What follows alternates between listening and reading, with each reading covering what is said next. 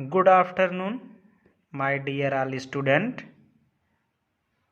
चलिए, क्लास 6 की एसएसटी में हम लोगों ने कल कुछ पढ़ा था और गौतम बुद्ध के बारे में हम लोगों ने पढ़ा था, बुद्धा के बारे में पढ़ा था और हमने ये देख लिया था कि भगवान बुद्ध ने क्या क्या बताया था। चलिए आज देखते हैं कि Buddhist art and architecture, Buddhist art and architecture. ठीक है, चलिए देखते हैं। Buddhist monuments and sculptures are found in many places. ठीक है, भगवान बुद्ध से संबंधित पर्वत मतलब पहाड़ और प्रतिमाएं, सॉर्प्लेस का मतलब होता है प्रतिमा। ठीक है, Buddhist monuments and sculptures are found in many places, बहुत अलग अलग प्लेस पे मिलते हैं। 3 type of structures are associated with Buddhism. बेटा 3 टाइप के स्ट्रक्चर इस टाइम के देखने को मिलते हैं, बुद्ध के टाइम को देखने को मिलते हैं। स्तूप्स मठ हो गया आपका, और मोनेस्ट्राइट्स बिहार जहाँ लोग बैठते बैठते थे, टेम्पल्स, ठीक है, मंदिर भी मिले। स्तूप्स क्या होता था? Stupa are large hemispherical domes with the central chamber. Stupa क्या होता था? कुछ इस प्रकार का होता था, एक हेमी स्फेयर ऐसा होता था, अंदर इसमें चैम्बर टाइप का बना, अंदर चैम्बर टाइप का, ये हेमी स्फेयर है ना, अर्धगोला टाइप का, इस प्रकार का स्तूप हुआ करता था। द रिलिक्स ऑफ बुद्धा और other monks were placed where in beautifully covered caskets. ठीक है, कह रहा है द रिलिक्स, जो इनके अवशेष थे भगवान बुद्ध के, वो यहाँ पर बहुत अच्छे तरीके से कास्केट एक प्रकार का पदार्थ होता है, उसको उसी से कवर करके रखा गया था, जो उनसे संबंधित कुछ अवशेष अगर बचे हुए थे। The casket are kept inside the central chamber. ठीक है, जो बीच वाला चैम्बर होता था वहाँ पे कास्केट को क्या किया जाता था? रखा रहता था casket. The relics could not relics could be A tooth, nail और here in stupas.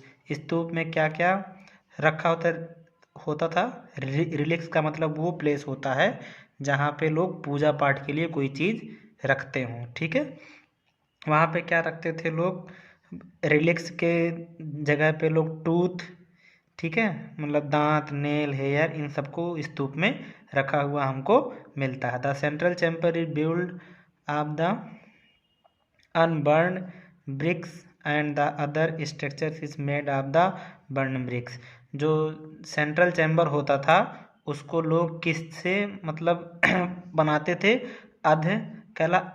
Unburn BRICS. Unburn brick का मतलब ऐसा ईंट जो ना जला हुआ हो, मतलब पका हुआ ईंट से वो नहीं बनता था। और अदर जो स्ट्रक्चर बने थे, अंदर वाले भाग बिना पके ईंट के बने थे और बाहर वाले भाग बर्न वाले ईंट के बने हुए थे। कवर्ड विद द प्लास्टर, और वो प्लास्टर से क्या थे? कवर्ड थे। दैट द टॉप ऑफ स्तूप के सबसे ऊपर देयर इज ए स्टोन और वुडन अम्ब्रेला। देखिए, उस स्टोन और वुडन अम्ब्रेला टाइप का क्या होता था? यहाँ पे रखा हुआ होता था, या फिर स्टोन था, उसके ऊपर लकड़ी का अम्ब्रेला बना के सब लोग, अम्ब्रेला छाता टाइप का, उसको क्या करते थे? रखते थे।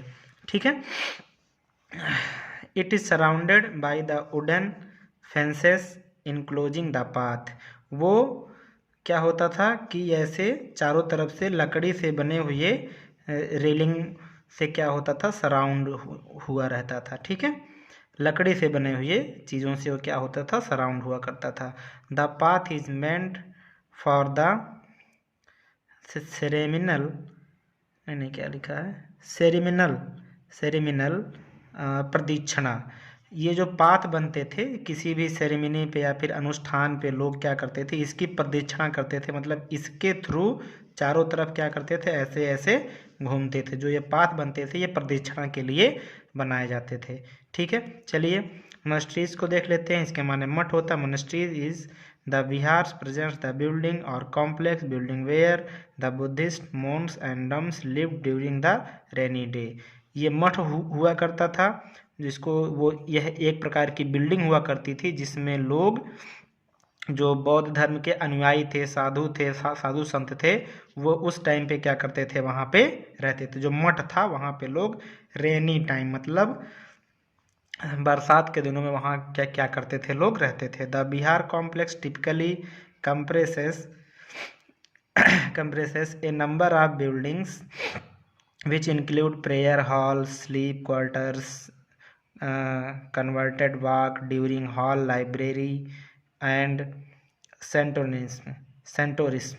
ठीक है, क्या होता था, वो क्या क्या चीज़ों को रखता, जो मठ होता था उसमें क्या क्या बना होता था, डाइनिंग हॉल खाना खाने वाला, लाइब्रेरी, ठीक है, खाना खाने का हॉल बना था, लाइब्रेरी बनी थी, ठीक है, प्रेयर हॉल भी था, और उसमें क्या था, सेहतगाह, सेहत मतलब जब कोई लोग बीमार हो जाते थे तो वहाँ पे जिसको रखा जाता था उसको क्या बोलते हैं, सेहतगाह का मतलब चिकित्सालय टाइप का, डॉक्टर का घर टाइप का, वो भी क्या होता था, उन सब में बना हुआ था।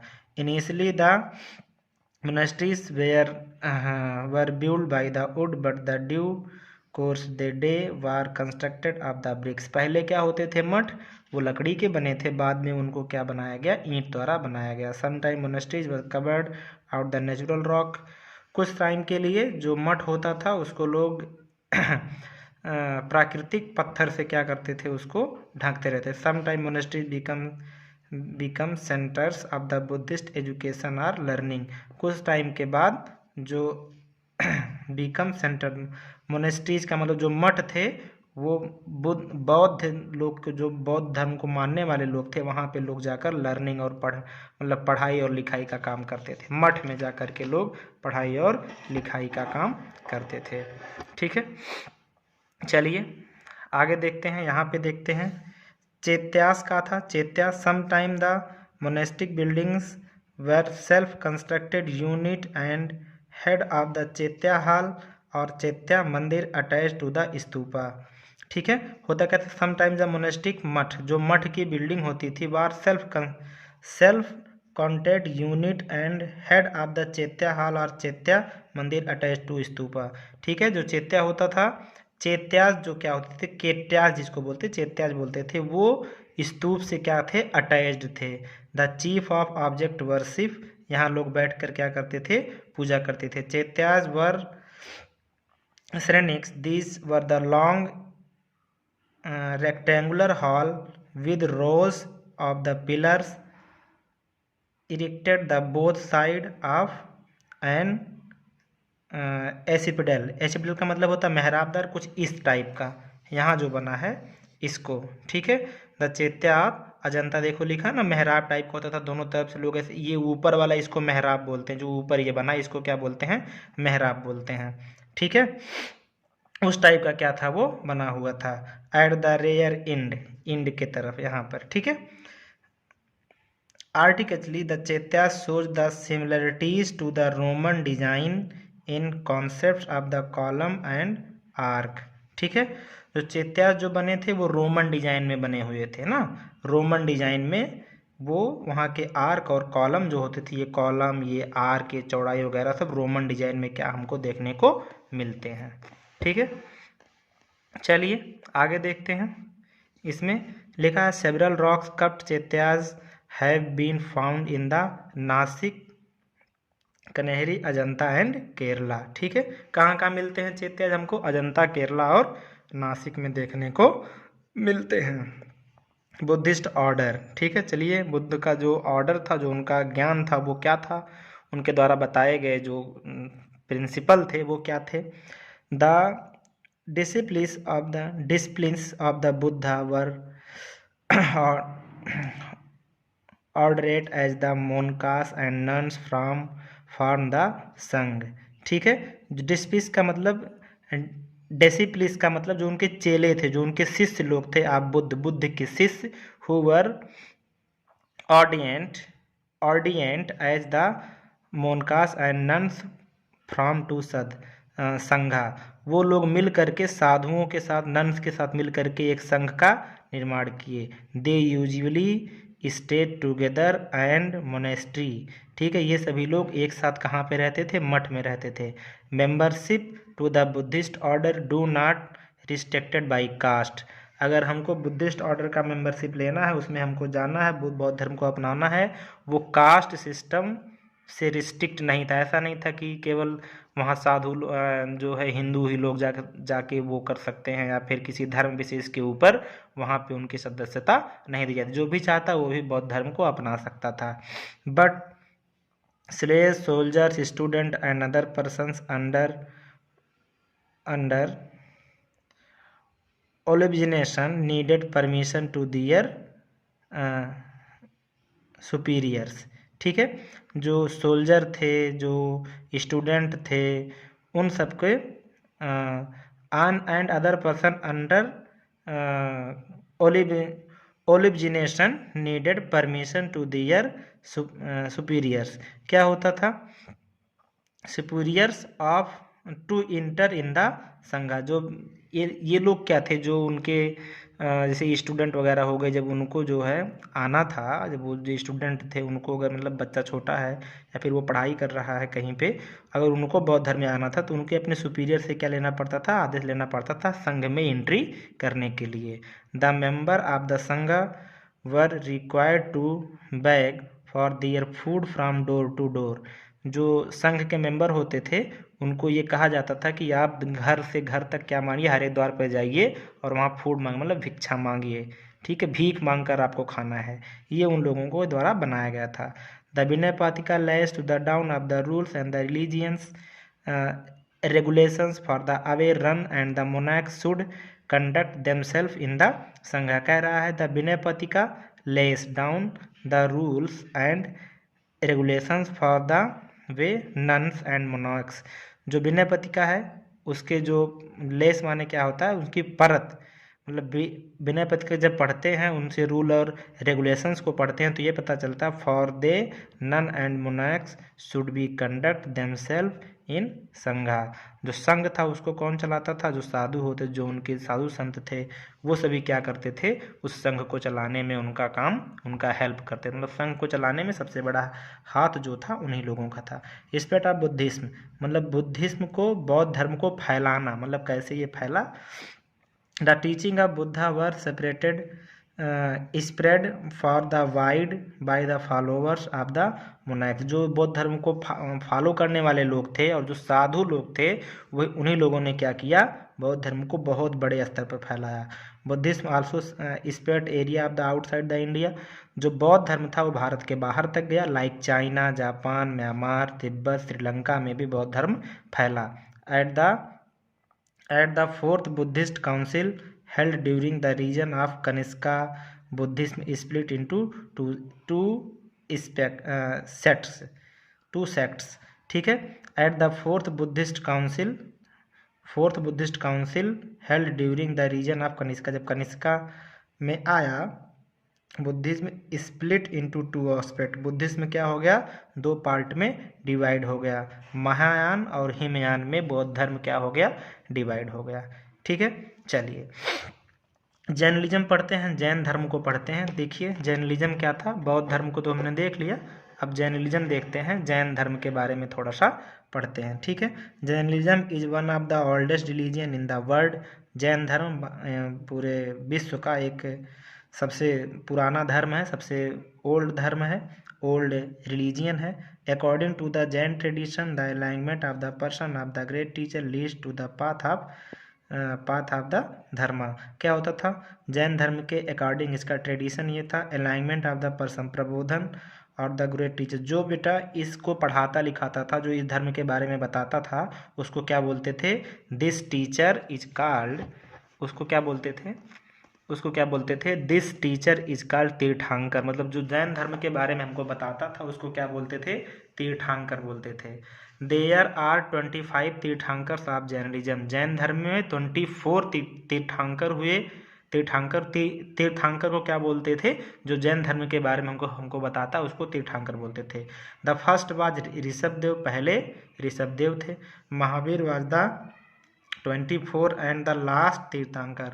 और महावीर क्या थे? जैन धर्म के सबसे लास्ट तीर्थंकर थे, जैन धर्म को बताने वाले। महावीर क्या थे, सबसे लास्ट थे। ठीक है, चलिए अब वर्धमान महावीर के बारे में पढ़ते हैं। नाम आपने बहुत सुना होगा वर्धमान का, वर्धमान महावीर का। चलिए, Vardhaman Mahavir was born in the about 569 BC। Vardhaman Mahavir का जन्म 599 ईसा पूर्व में हुआ था। He was the son of Siddharth, जो राजा सिद्धार्थ के क्या थे, पुत्र थे। The chief of Jantrika Kalan, जो जंत्रिका कलान के हेड थे। And Trishala the Lichchhavi princess of Vaishali.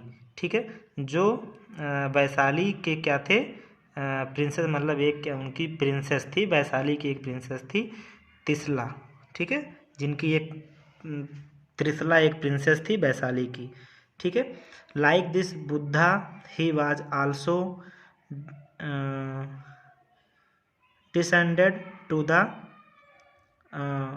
oligarchic marital clan which are powerful political face in this time।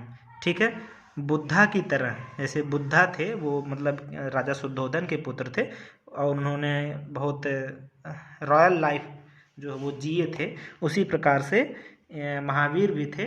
और उस समय जो सबसे पावरफुल फोर्स, ठीक है, उस समय सबसे पावरफुल राज्य के ये क्या थे, राजकुमार थे। एट द एज ऑफ 30 साल की उम्र में महावीर लेफ्ट आवर होम, उन्होंने अपने घर को छोड़ दिया। For home for a life of एसिटिमिक्स, मतलब उन्होंने वैराग्य को धारण कर लिया। एसिटिम्स का मतलब क्या होता है, वैराग्य। ठीक है, इसके बाद क्या लिखा है, at the first followed the practice of an strict order called the Nighar, क्या लिखा है, निघार्थ। ठीक है, ये नाम है, ये क्या है, नाम है। निघार्थ एक क्या है, नाम है। इसका मतलब क्या होता है वो देखिए, at the first follower the practices,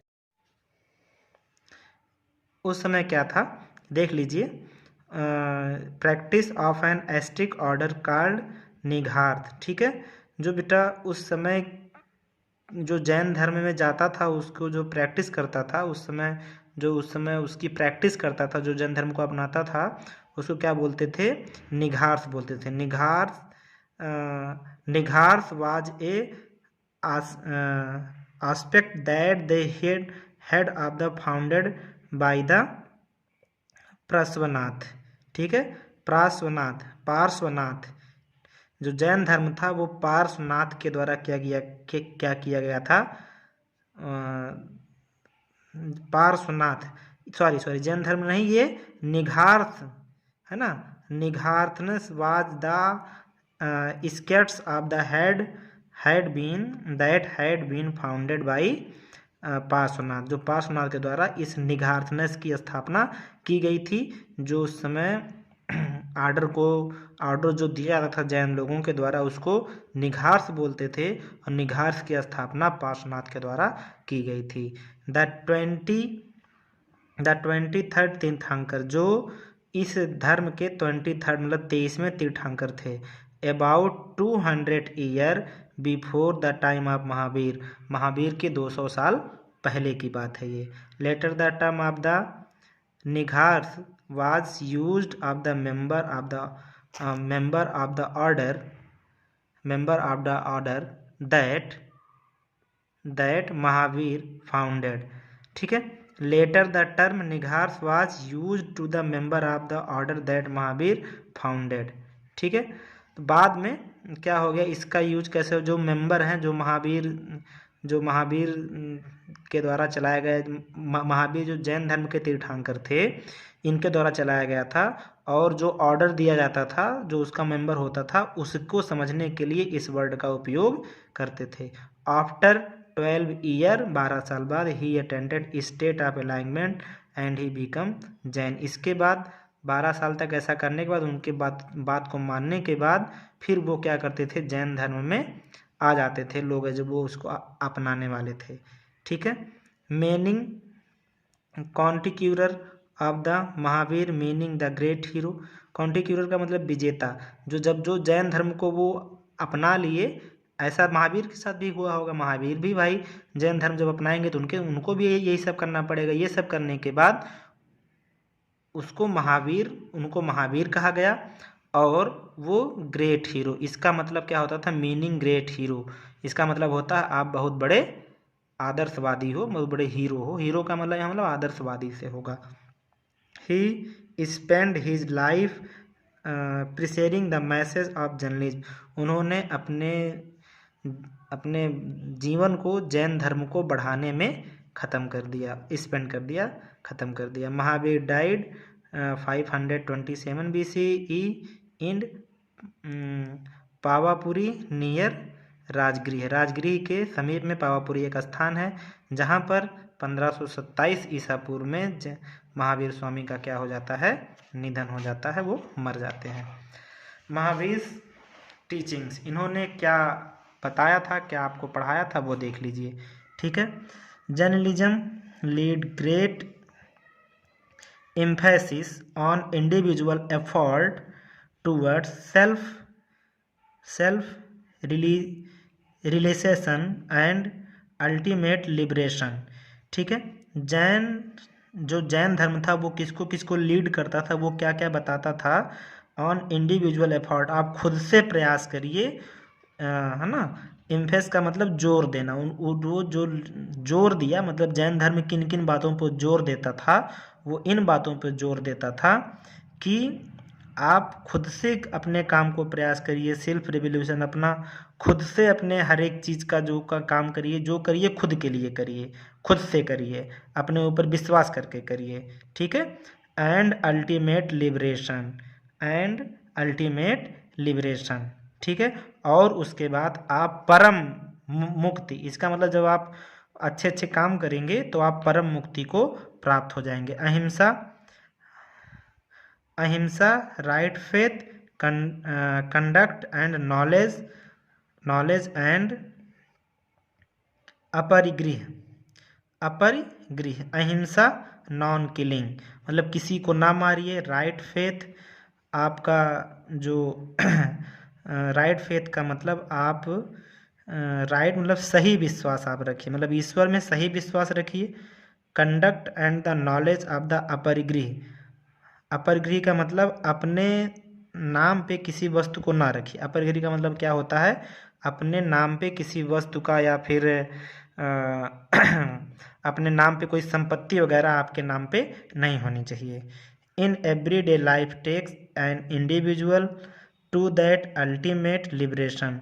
जो ऐसे जीवन जो बिताता है, जो दूसरों के लिए जीता है, वो एक दिन परम मुक्ति को प्राप्त होता है, ऐसा इसमें कहा गया था। अकॉर्डिंग टू जर्नलिज्म, मतलब जैन धर्म के अनुसार all Jain strict of vegetarians, जो जैन धर्म को अपना लेते हैं वो शाकाहारी होते हैं, मतलब वो शाकाहारिता पे जोर देता है, आप जीवों को नहीं मारेंगे। ठीक है।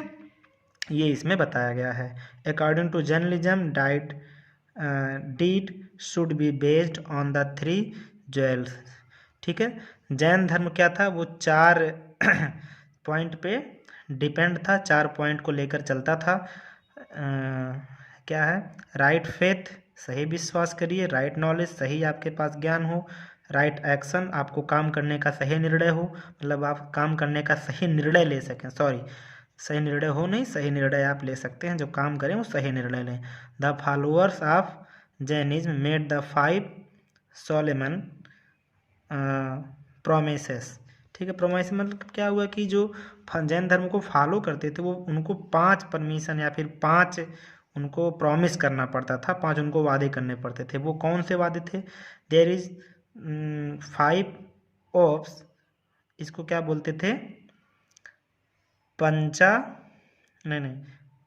महावीर। ठीक है। पंच महावीर आप जैन, उनको पंच महावीर बोलते थे। वो कौन कौन से थे? No injury the living being, मतलब आप जीवों को ना मारिए। ट्रुथ, सत्य बोलिए। नॉन स्टेलिंग, चोरी ना करिए। ठीक है। और डू नॉट O1 प्रॉपर्टी, आपके नाम पे कोई प्रॉपर्टी नहीं होनी चाहिए, कास्टिलिटी, और आपके अंदर क्या होनी चाहिए, शुद्धता होनी चाहिए। ठीक है, आज के लिए इतना ही। ठीक, बहुत बहुत धन्यवाद।